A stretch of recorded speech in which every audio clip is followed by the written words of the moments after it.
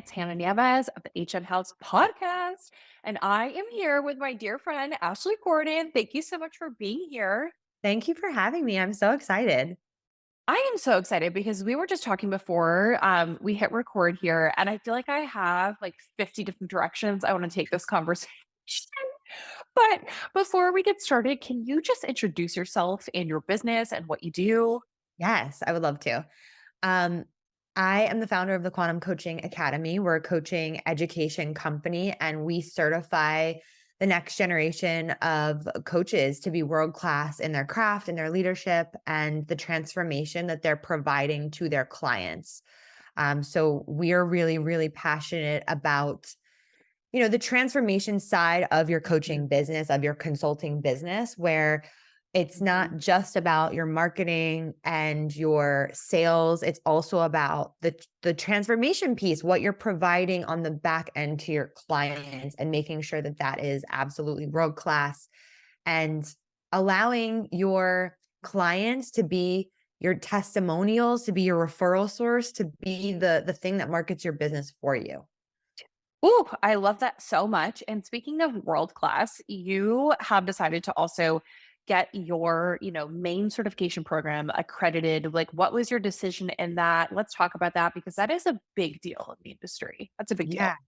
From the second that I had the download of, oh my god, I like how I went from life coach to, oh my gosh, I'm starting a certification, which is a beast.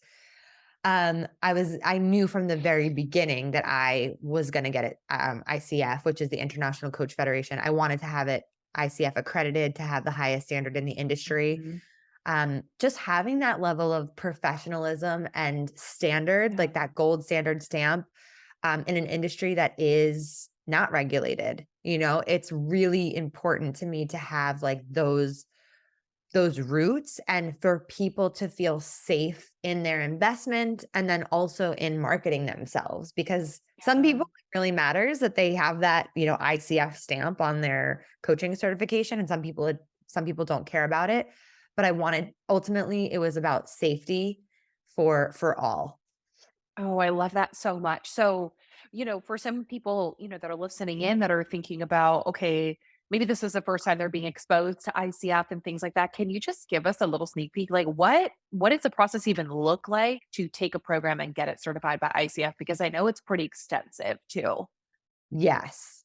I would say that before you go into creating any sort of certification program, you want to ask yourself, questions of how do I want to structure this, right? Because Mhm. it's a lot to do with structure, and then internal questions of what do I stand for as an organization? What are my values, and how can I structure this program in alignment with my values? And so, like I said from the beginning, I knew I was going to do it, but the ICF, it does have a really rigorous process in applying for these credentials, and it does require you setting up your program structure in alignment with. They don't give you a structure, but you have to set it up in alignment with their standards, and so it's Mhm. harder, I would say, to backtrack on your program to then align it with the ICF standards. I would say, like, start that process from the beginning. Does that make Mm. sense? Yeah. So start with the process of looking into this, doing the due diligence, Yeah, and also, just getting clear as to what the end goal is too. right. I think that's probably really important because, I would imagine going down this process of getting certified, it took a lot of energy, time, money from you, your team, to bring this to life. Oh my gosh. The first round that we ever like the beta round of QCA that we launched in 2020, literally launched as soon as the pandemic hit. I'm like, "Okay, let's do this." And it sold out, like, so quickly, and the IC we were in that initial stage of applying for our ICF credentials, and you have to run the program once in order to even like, have the application be submitted, Approved. Yeah. approved, so that round ended up being grandfathered in to, once you apply, get approved, you run that first round, then they're grandfathered in. But waiting for that approval was so scary because it's like so much is riding on it and people are depending on it. Of course, I didn't like overpromise. I said, we're in the application Mhm. process. We could be denied. We could be approved. You don't know what's going to happen, but I didn't want to let anybody down. It's like so intense. And then get this. So I finally get the approval and it was just like a huge weight was relieved. And I was just like, oh, you know, that feeling of a huge project just coming to Mm. fruition. You're like, oh my gosh, this is the best feeling ever. Not even 6 months later, Hannah, I get an email from the ICF and they're like, "We're redoing all of our standards, and we need every single program to reapply." Oh, goodness. After you just applied. I just applied, I just got approved, and then 6 months later, we get this email that we had 6 months to then resubmit a second time when most people don't have to resubmit for, like, 4 years. Wow. So, Wow.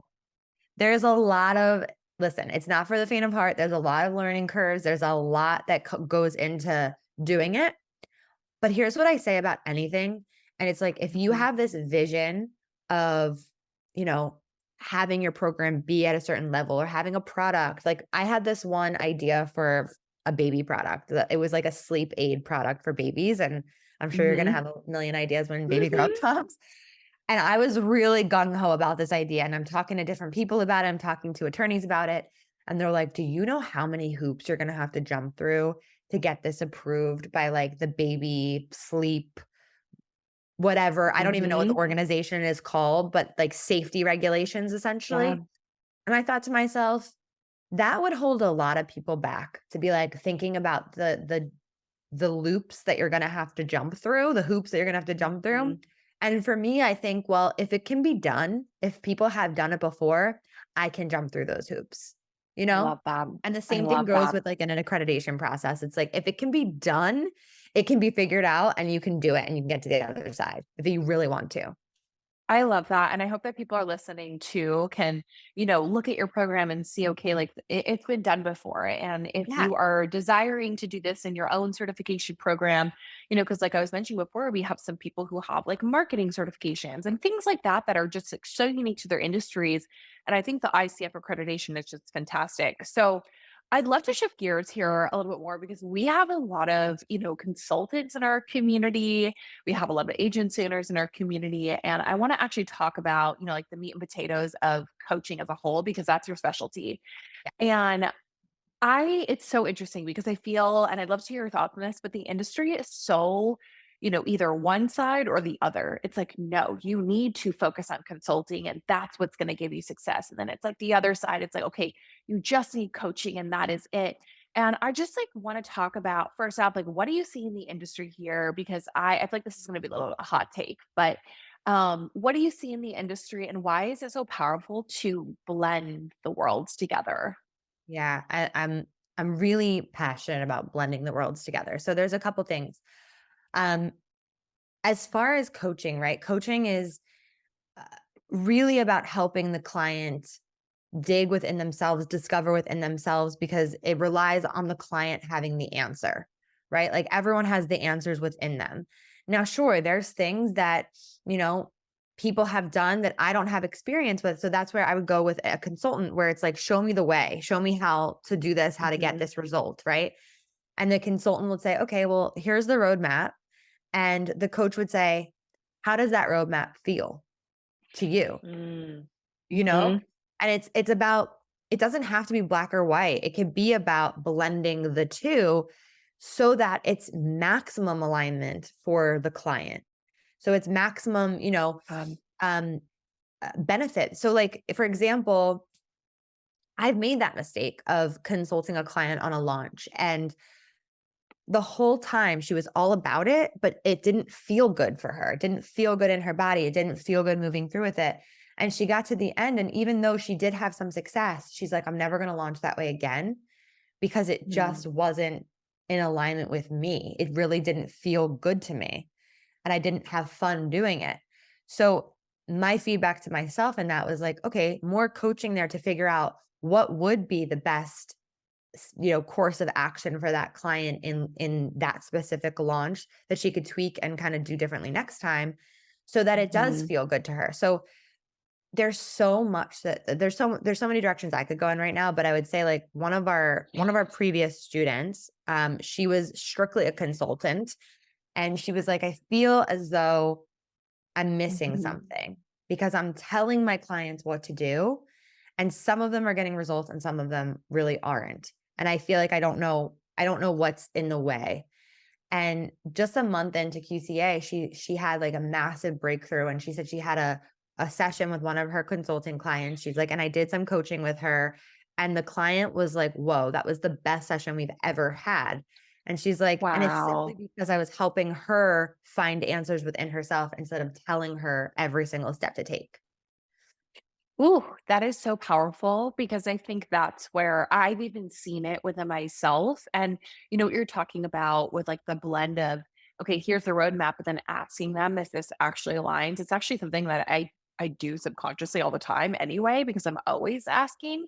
But I've seen this a lot where even people will come to me from being in environments where it's either a super masculine or very consulting focused, where it's like, no, this is how you need to structure your business to be successful. And then they're wondering why it's not, meeting their standards, or it's not, getting to that point where it matches what the other person got. And I think that's the biggest thing is that, like, we as an industry too have been building businesses like out of alignment with who we are, even like the Right. structure of our businesses.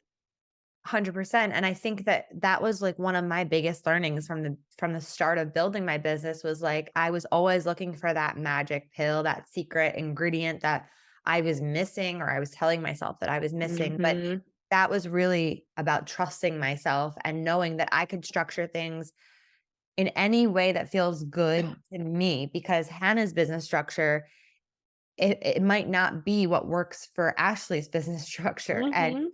it took me so long to understand that.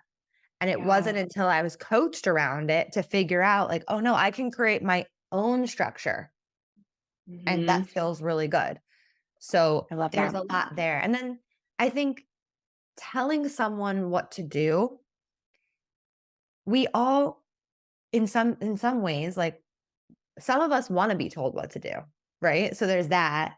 And then others, like, don't wanna be told what to do. So it's just about also finding that balance and really digging in with some questions and having processes under your belt to help your clients really make the most empowered decisions for themselves. Ooh, and that to me, like, I tie in, like, human design, Enneagram, and also Yes. understanding how people operate, which not to riff too far in Enneagram, but, like, I work with a lot of, like, 3s, 7s, and 8s, and I know my 8s are my challengers. They don't like to be told what to do. They like to stay in their own lane there too, so I think, what I'm taking away from that too is just really, like, understanding your client and not looking at them as they are, like, a cookie cutter replica of another business model too. That's such a good point, understanding your client. Ooh, that's so Yeah, key. it's deep. So for those that are listening in that maybe we have some consultants listening in, they're like, "Oh, wow. Like I really need to start incorporating this a little bit more, start to think about this." Like what are just some of the things that you would advise them on or just like even start to think about, Yeah. how they can even incorporate this in their daily routine?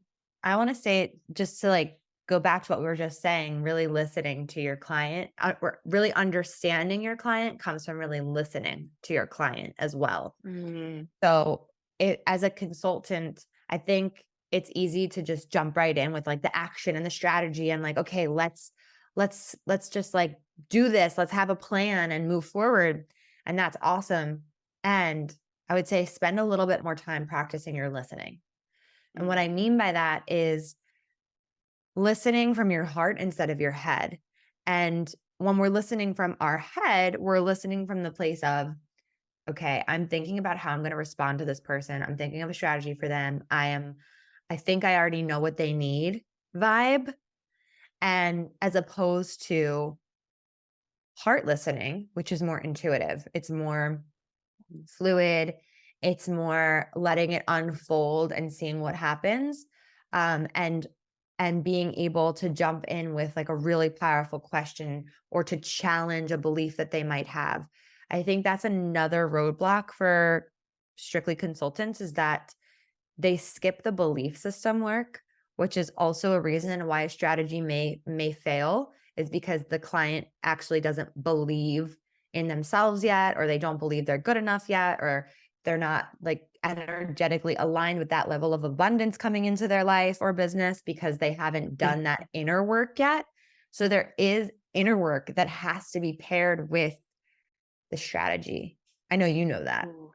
Oh, I know that. And you know what's so interesting is I'm like I almost find myself sometimes like bridging the gap between I get a lot of women who are like, super masculine, like and they come to me super masculine, but that was me like a few years ago. Right. And it's so interesting. Like now I see it so quickly where I'm like, ooh, you have not done any inner work and that's okay. But we're gonna like focus in on that first because like that's the stuff that moves the needle. So I love that you said that too, because I see so many times, especially even in our community, we have a lot of like ex corporate where like your emotions, that was like Yeah. not even a question? So it's like almost making it safe to have those conversations about emotions and inner work and the things that Right. we just like stuff down all the time. But it's funny because to think that emotions are not part of your having your own business, it's a joke. I mean, Mhm. it's such an emotional ride. Every day, Oh, there's different emotions that are coming up. So to kind of disregard that or skip over that, I have these archetypes that I like to share about, and one of them is called the avoider. So as a coach ooh, or a consultant, we might have that avoider energy, which is like we can't hang with the deep emotions. We want to skip over them. We're uncomfortable by them. And a client might be like, "Yeah, today I just feel like a failure." And you're like, "All right, let's get into action. Let's create a game plan so you don't feel like a failure. Let's create some strategy or whatever." Um, yeah. and then there's like the fixer, which is someone who always feels like they have to fix their client. They have to make sure that they're okay or they have to handhold them. Um, and then there's Mhm. the advice giver, of course, who is just like telling them what to do constantly. So there's these different archetypes that we might fall into that could actually be real big blocks in our work with our clients. So be Ooh. mindful of those.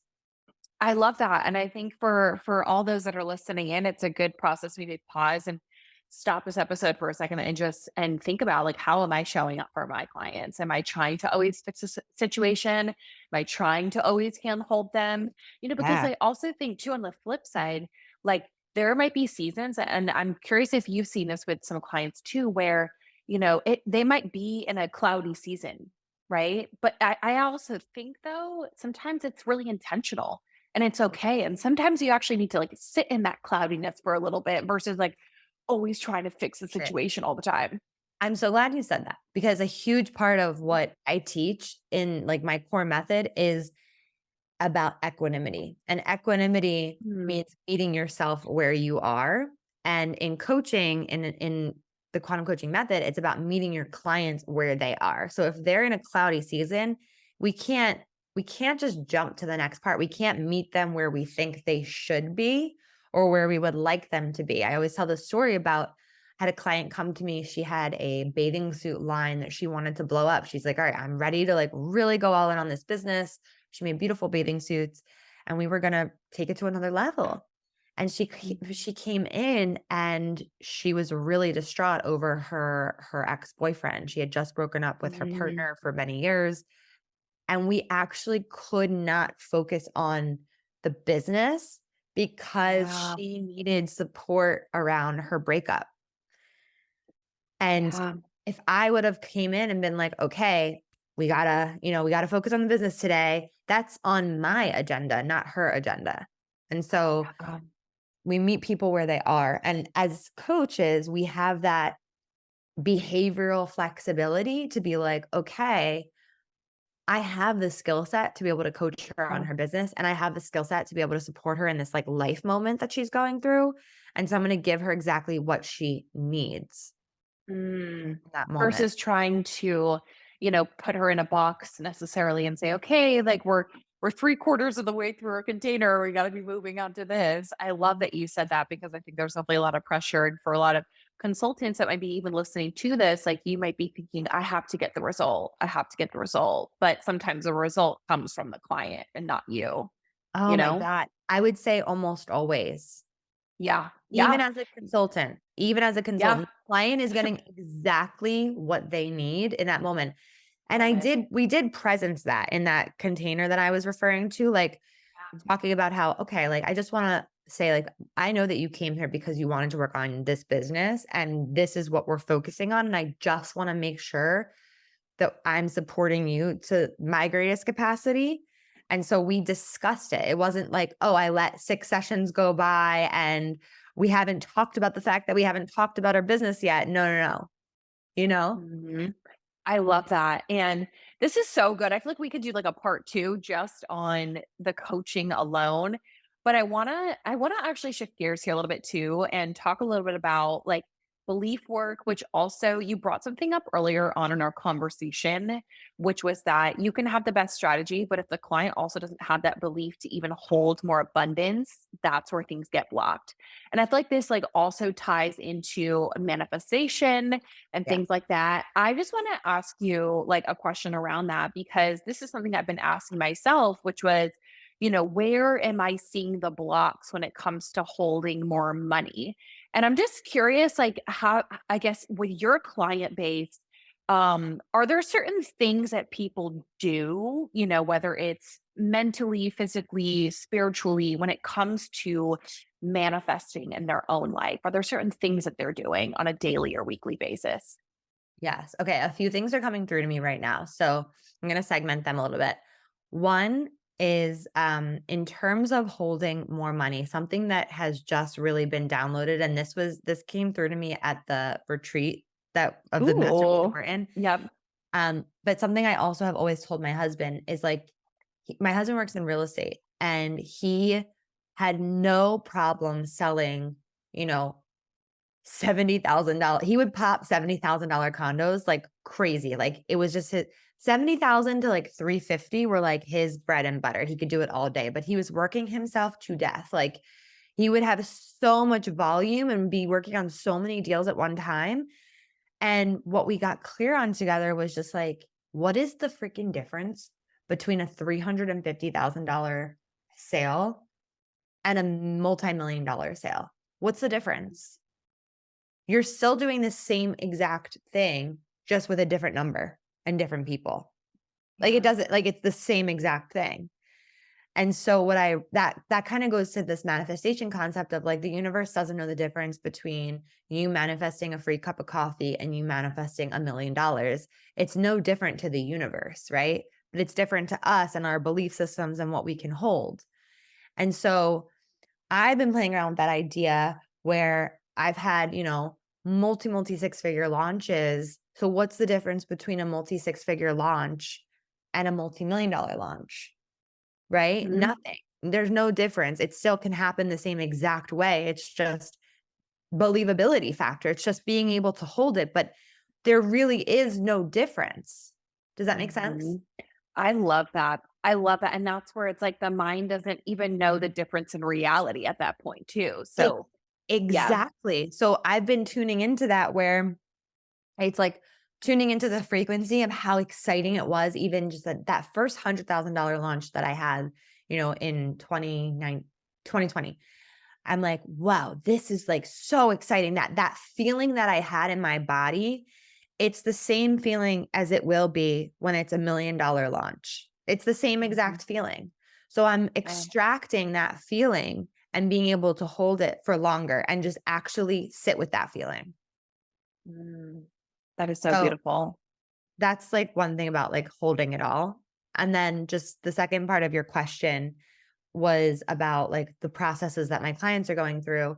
Mhm. And, what I teach is a process called release, rewire, receive. So in order to manifest what we want, we have to do the work around releasing the things that are in the way. So if there are any blocks in the way of receiving more abundance, it's like, okay, let's get clear on what they are and how can we let those go. And there's so many processes that you could use to help your clients have a release. Like in QCA, I teach, like you're going to be so equipped with all these different processes in each of these parts of the framework. And then once you release, you are then rewiring that energy because energy can't be created or destroyed, but it can be reprogrammed. So once Mm. we reprogram the energy to work for you instead of against you, right? Like for a long time, I had the belief of I'm not good enough. And I felt like um, I would be embarrassed if someone knew that I wasn't good, not good enough, right? And so I had to reprogram that embarrassment. I had to reprogram that energy of like, I'm afraid to be embarrassed to like, no, this is going to be my biggest cheerleader. You're going to make me feel so confident and so energized Mhm. and all that. So, like, reprogramming that energy to work for you, giving it a new job, a new meaning in your life, processes for that. And then receive is the last piece. When we do the releasing and we do the rewiring, inevitably you're going to receive something brand new. There's so many different parallel realities that are available at all times, as we're kind of just Yeah. tapping into.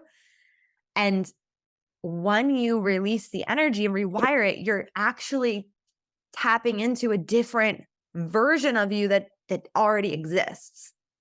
So Mhm. everything that you already everything that you imagine yourself to be, you really already are. And it's just about people say like aligning with that version of yourself. How would that version of you act and da da da, all that stuff is awesome. I love that. And it's inevitably going to happen when you let go of everything that's kind of like blocking that energy. So releasing, rewiring, and receiving. Ooh.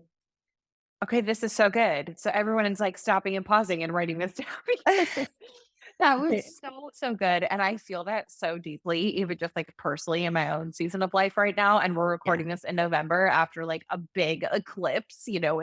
astrology.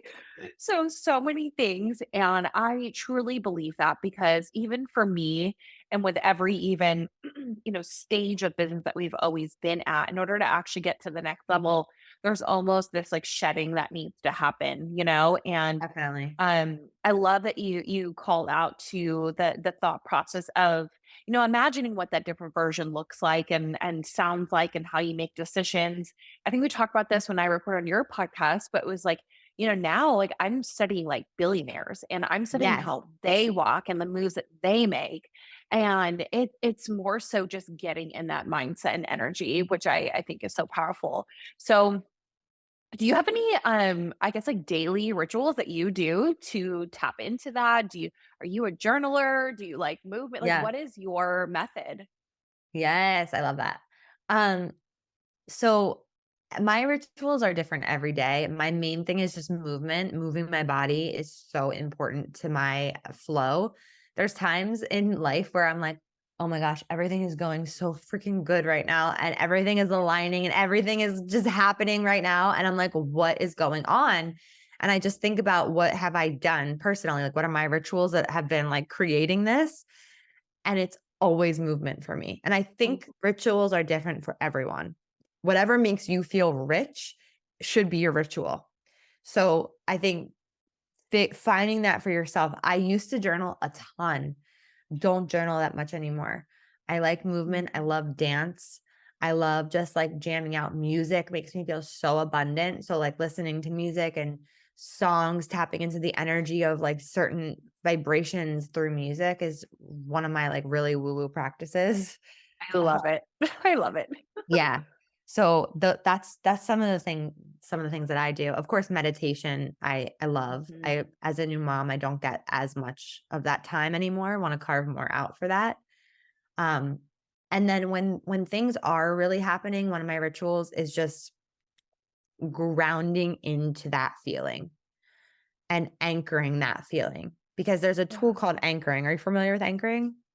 I'm vaguely familiar with it. I've heard of it. Okay. Yeah. So like when something really amazing is happening or when you're yeah, when you wanna like, tap back into a feeling that you're having right now, I like to Mhm. take a position, like, my hand on my heart, or I touch my knuckle, and I have, like, an anchor right on my, like, any knuckle you can anchor on, and you can really Mhm. anchor anywhere. You just tap that place when you feel that emotion at its peak, and Mm. you really, really feel it anchoring that into your body, into your being, into your energy, and then whenever you need it, you can reactivate it. You can fire that anchor off Ooh. and come back to that feeling. Oh, I love that. So bringing yourself back to that too. Bring yourself Yeah. back to that space, back to that energy. Yep. Yeah, I love journaling right now, but also movement too. And I know Yeah. everyone's a little bit different. I struggle with the meditation piece, although I'm Yeah. getting better when it's the sitting still piece I'm still struggling with. But I love that you called out that it just depends on like what season that you're in, and no matter Yeah. what that is, that that's what's special to you. Like, for Um, example, when you yeah. were leading your event that you just led in person and the feelings that you had in those moments of just like being with everybody and having those breakthroughs and just like the shares and the love and the Mhm. everything, anchor that in. Like, how did you anchor that Ooh. in? Oh, I think for me, well, I had the rest of the week I took off and I actually processed like via writing. Like it was like Good. so I was so energized after, but then it also came down to like a lull because it was, like we were so high in energy and Yeah. then everyone left. And I was like, wait, I need to document this. So I wrote everything down, like Oh, how I was good. feeling. How I wanted to feel in the next retreat and just like what I wanted to carry with me even after that experience too, because Yeah, I get a high off of being around other people. definitely. So you anchored through journaling. That's beautiful. So So, good. oh yeah, and I have multiple journals, like one that has no lines, one that has lines. I'm like I super methodical with it. love it. So for those that are listening in, like what is next for you? Like what's coming up in 2024? Ooh. So 2024 is all about scalability. We have such an amazing the structure of our business is the certification, and that is like Mhm. that's all we do, and we do it really well. And I want to be able to bring it to more and more people. In the last 4 days, we've just launched. In the last 4 days, we got over 100 applications for QCA. We have Wow. about 80 calls booked. We get on the call with everybody that applies to the program and joins. That's And amazing. so that's a quantum leap for us. And so it's like, okay, how can we get hundreds more into the program and have that be like sustainable and scalable and still have the experience that we provide. So that's really So it's incredible. really about up leveling what we have going on, continuing to up level it and just bring it to more and more people. Cool. I love that. And I want everyone to have a takeaway from this conversation that you don't necessarily need to do more. You can perfect what you have because I think you Ooh, are such a beautiful example of that. This has been the theme of the season with clients, especially coming to our masterminds recently, where it's like, I just need to let go of all the extra stuff in my offer suite, in my yes. business. And like you are such a beautiful example of how you have one Yeah. product, guys, that she scaled, to having 100 applications coming through at a launch. Like that's incredible. So I just want to reflect that back to you because I think the industry always teaches like more, and like Yeah. ascension and all these different things, but like you can have one thing and do it really, really well. Thank you for saying that. And it's so the 100 applications was just in 4 days of our launch. We have like 2 weeks left. We've Oh never my had that goodness. before. It's insane. It's insane. So we're mid quantum leap right now. So exciting.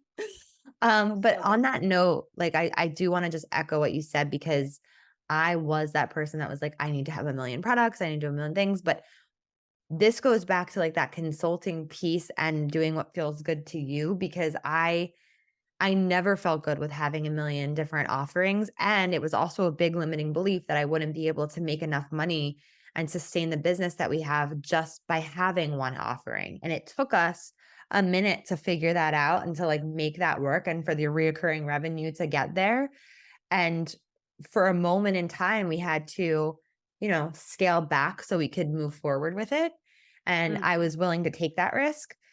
So, I do know that that can feel scary of like, oh, I only have one program that I launch twice a year. That feels impossible to some people.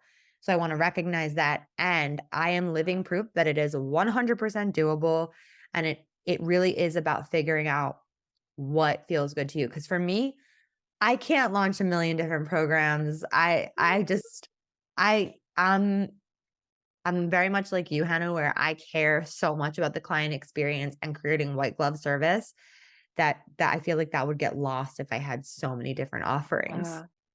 I love this. And you are preaching to the choir here Yeah. because that is something that is so important to me as well in this community. So I'm so happy that you just took some time out to share your wisdom with us. And I'm going to share all the incredible links too. So if anyone that's listening in, that wants to follow Ashley, but also check out the incredible certification program for yourself, for your clients, I'll put the links below for everyone.